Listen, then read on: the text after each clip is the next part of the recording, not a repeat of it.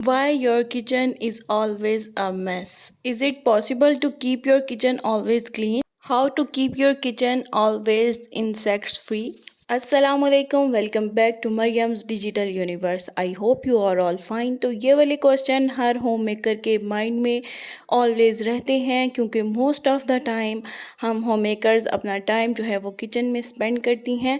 तो कैसे इन सारी जो है क्वेश्चंस का आंसर आपको इस वीडियो में मिलेगा। मैं कैसे अपने किचन को ऑलवेज़ क्लीन रखती हूँ। ऑलवेज़ ये अच्छा सा दिखने वाला क्लीन सा किचन ऑलवेज़ क्लीन नहीं रह सकता। कुछ ऐसा टाइम भी होता है जब ये बहुत ही मैसी हो जाता है। तो मैं कैसे इसको जो है मेंटेन करती हूँ, इसकी क्लीनलीनेस को कैसे इंसेक्ट से फ्री रखती हूँ। कुकिंग करते हुए या वैसे भी अब जो है वो मानसून सीज़न चल रहा है, तो काउंटर टॉप के कॉर्नर्स में या सिंक एरिया के पास आपको जो है वो बहुत सारे इंसेक्ट्स देखने को मिलते हैं। मानसून सीज़न में ऐसा होता ही है कि बहुत ज़्यादा आ जाते हैं। काउंटर टॉप पर भी कुछ ना कुछ फूड पार्टिकल्स कुकिंग करते हुए गिरते रहते हैं, तो उसकी वजह से जो है वो इंसेक्ट्स यहाँ पर ज़्यादा उनकी ट्रैफिक स्टार्ट हो जाती है।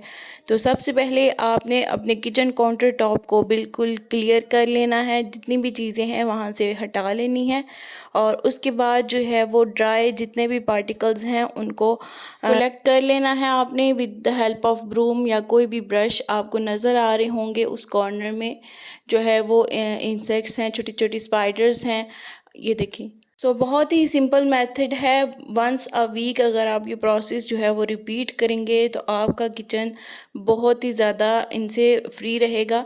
मुझे ये हैबिट यूज़ करते हुए 4 to 5 years हुए हैं, तो बहुत ही अच्छा ये जा रहा है। तो जितने भी ड्राई पार्टिकल्स हैं उनको जो है वो कलेक्ट करने के बाद आपने कोई भी स्प्रे बॉटल मेरे पास ये मिनी वाइपर है जो मैं काउंटर टॉप के लिए यूज़ करती हूँ और इसी के साथ ये 2 in 1 है, तो साथ में इसके ये स्प्रे भी आता है। तो इसके अंदर मैं थोड़ा सा जो है विनीगर सिरका ऐड कर रही हूँ, बहुत ही अच्छा रहता है। It is basically made up of acetic acid.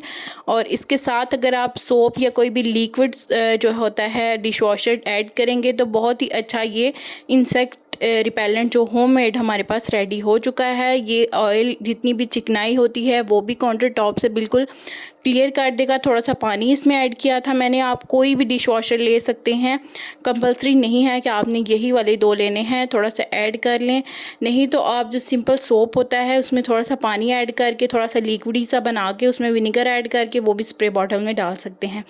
तो वो डाल दिया है मैंने। बहुत ही अच्छे से इसको स्प्रे करना है। आप देखेंगे कि एक फ्लाई थी उसके ऊपर मैंने 1 से 2 बार किया है, तो काफ़ी ज़्यादा ये जो है वो इंसेक्ट्स को दूर रखता है। इसके अलावा इडेबल होता है विनेगर, तो एज सच हमारे काउंटर टॉप पर खाने की भी चीज़ें पड़ी होती हैं, तो इतना जो है हार्मफुल भी नहीं है।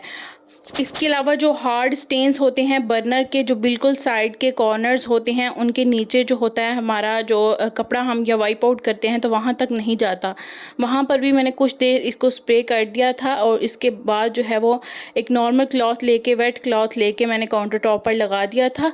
और थोड़े से जो कॉर्नर्स में बर्नर की जो होते हैं काफ़ी ज़्यादा हार्ड, सब के बर्नर्स अगर आपके भी जो है with in the floor fix हुए हुए हैं तो इस तरह से काफ़ी ज़्यादा हार्ड जो होता है इसमें जो है वो कचरा कलेक्ट होता रहता है।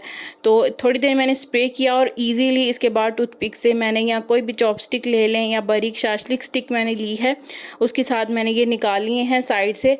बहुत इजीली ये देखिए रिमूव हो गए थे।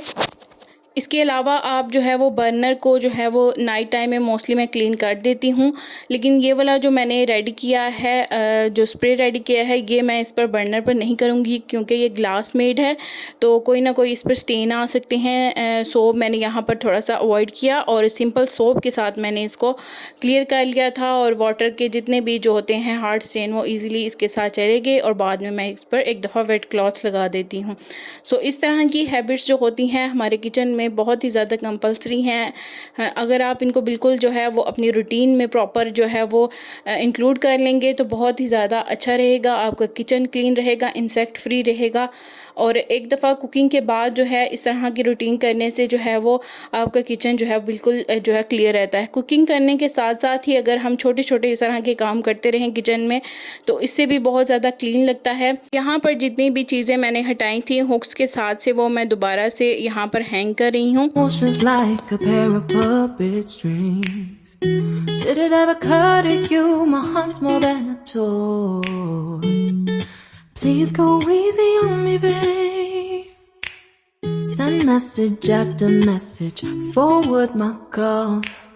Next day you hit me back like nothing happened so at इसके बाद all. जो हुक्स हैं मेरे पास, जो मैंने रीलिंग की हेल्प से लगाई हुई हैं, इनको भी मैं अच्छे से स्क्रब कर लूँगी। इनके अंदर की साइड पर बहुत ज़्यादा जो होता है वो ऑयल और स्मोक के साथ जो हार्ड किस्म की चिकनाई बन जाती है ब्लैकिश सी, वो इसको क्लीन करने के लिए बहुत ही ज़रूरी है कि आप ट्वाइस अ वीक इसको भी स्क्रब कर लें। तो सारे यूटेंसिल्स और जितने भी गैजेट्स थे उनको उतार कर मैंने इसको अच्छे से क्लीन किया और ड्राई करने के बाद दोबारा से हैंग कर दिया है। सो यहाँ पर जो है वो बिल्कुल क्लीन हो गया है काउंटर टॉप।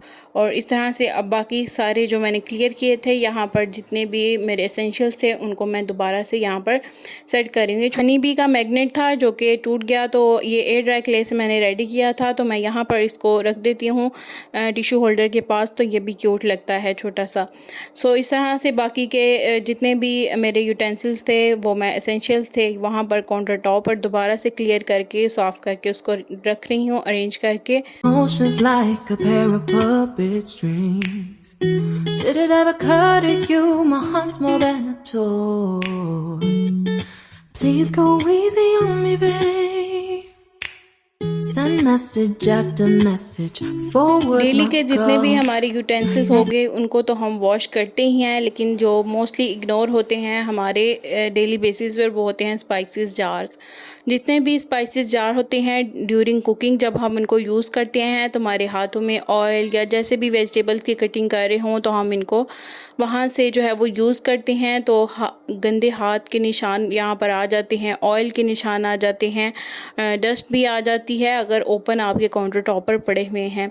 तो इनको भी मैं अच्छे से वाइप आउट कर रही हूँ, काफ़ी ज़्यादा इन पर डस्ट थी, तो एक दफ़ा वेट क्लॉथ करके इनको भी क्लीन कर लेने से जो ये हैबिट आप में डेवलप होगी, आपका किचन इससे भी बहुत ज़्यादा क्लीन रहेगा। ट्वाइस अ वीक आप इन कंटेनर्स को डस्ट ऑफ कर लें और विदिन 15 डेज़ के बाद जो है मैं इनको अच्छे से वॉश करती हूँ, सारे के सारे स्पाइसेस निकाल कर उनको अच्छे से सनलाइट में रखती हूँ और सारे कंटेनर्स को वॉश करती हूँ, और ये 15 डेज़ के बाद होता है। और अगर डेली बेसिस पर आपने किचन को क्लीन और मेस फ्री और डिक्लटर रखना है तो उसके लिए आपको एक वेट क्लॉथ से सारे स्पाइसेस जार को अच्छे से क्लीन कर लेना चाहिए। सो इसके बाद जो है वो जितने भी मेरे वॉशिंग क्लॉथ जिनको मैं यूज़ करती हूँ काउंटर टॉप पर, उन पर बहुत ज़्यादा चिकनाई वगैरह होती है, तो लास्ट टाइम में जब सारा क्लियर हो जाता है तो एक दफ़ा उनको जो है वो वॉश कर लेती हूँ अच्छे से डिटर्जेंट से या वॉशिंग पाउडर से। और इसके बाद जो बचा हुआ मटेरियल था, जो मैंने लिक्विड बनाया था, इसको सिंक में मैंने सारे में गिरा दिया है और बहुत ही ज़्यादा शाइन आ गई थी सिंक में भी। बहुत ही अच्छा ये जो है वो शाइन वाला भी रेडी हो गया था जो मैंने स्प्रे में बनाया था। दालें और जितने भी हमारे जो ग्रॉसरी की चीज़ें होती हैं उनको भी बड़े कंटेनर्स में हम रखते हैं, वो तो of and on he use होती हैं, जब हमने कुक करना हो तभी हम निकालते हैं। लेकिन जो बिल्कुल हैंडी स्पाइसेस होते हैं, सॉल्ट, रेड पेपर पाउडर, गरम मसाला, इस तरह के जो भी स्पाइसेस जो हम डेली बेसिस पे कुकिंग में यूज़ करते हैं, इनके कंटेनर्स तो एक दिन में 3 से 4 बार निकल कर आती ही हैं और हम इनको बहुत ज़्यादा हैंड लगाते हैं, जिसकी वजह से इनके ऊपर बहुत ज़्यादा आ जाते हैं और 2 दिन के बाद ही ये बहुत ज़्यादा गंदे लगते हैं अगर हम इनको वाइप आउट ना करें। तो क्लीन करना तो बहुत ही मस्ट है। वॉश तो 15 डेज़ के बाद ही करती हूँ मैं, और इन जो डेली बेसिस पर यूज़ होने वाले होते हैं, एक दफ़ा नाइट टाइम में भी मैं देख लेती हूँ कि अगर ज़्यादा गंदे लग रहे हैं तो एक दफ़ा उनको भी वाइप आउट कर देती हूँ। सो ये हैबिट्स अगर आप डेवलप कर लेंगे तो आपको शुरू में थोड़ा सा जो है वो हार्श लगता है, लेकिन जैसे ही डेवलप हो जाती हैं तो आपको ये किए बगैर जो है वो बिल्कुल भी सुकून ही नहीं होगा। बिलीव मी, जब से ये जो हैबिट्स डेवलप की हैं, बहुत ही अच्छा डिक्लटर सा मेरा किचन रहता है, ऑलवेज़ क्लीन रहता है। और क्लीन किचन के लिए तो मुझे बहुत ही ज़्यादा अप्रिसिएशन मिलती है मेरी इस चैनल पर कमेंट बॉक्स में कि आपका किचन बहुत ही क्यूट, प्यारा सा और छोटू सा है, लेकिन बहुत ही ज़्यादा नीट रहता है। तो इसके लिए मैं यही हैबिट्स जो हैं वो डेवलप की हुई हैं। साथ में आज के वीडियो में मैं आपको ये भी बताने वाली हूँ कि ऐसे कौन सी चीज़ें हैं जिनको आप डेली बेसिस पर एक दफ़ा वाइप आउट कर देंगे तो आपका पूरा किचन सारा दिन क्लीन रहेगा। बेसिकली जो हमारे पास होती हैं वो काउंटर टॉप की चीज़ें होती हैं। फर्स्ट पे काउंटर टॉप आ जाता है, सेकंड नंबर पे बर्नर आ जाता है। बर्नर के ऊपर अगर आपके पास हुड लगा हुआ है तो वो भी हीट का सीज़न है, समर सीज़न है तो बहुत ज़्यादा यूज़ होता ही है। और अगर आप उस पर जो है वो ज़्यादा बार बार हैंड लगाएंगे तो उस पर भी बहुत ज़्यादा स्टेन आ जाते हैं।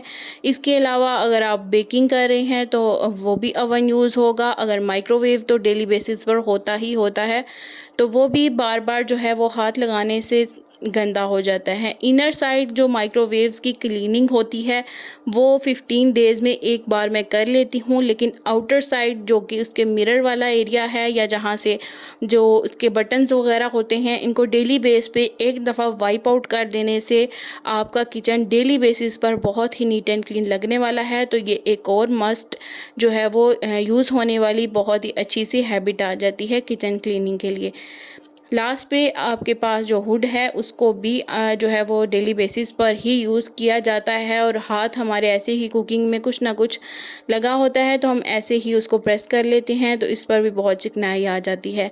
सो इसको भी एक दफ़ा इस तरह से वाइप आउट कर लेना चाहिए। सो ये थी कुछ सिंपल सी हैबिट्स जिनको यूज़ करके मैं अपने किचन को ऑलवेज़ जो है वो इंसेक्ट्स फ्री और बिल्कुल डीक्लटर रखती हूँ, नीट एंड क्लीन और ऑर्गेनाइज, बिल्कुल छोटू सा किचन। आप भी इन हैबिट्स को डेवलप करें। I hope you like this video. Thanks for watching. अल्लाह हाफिज़।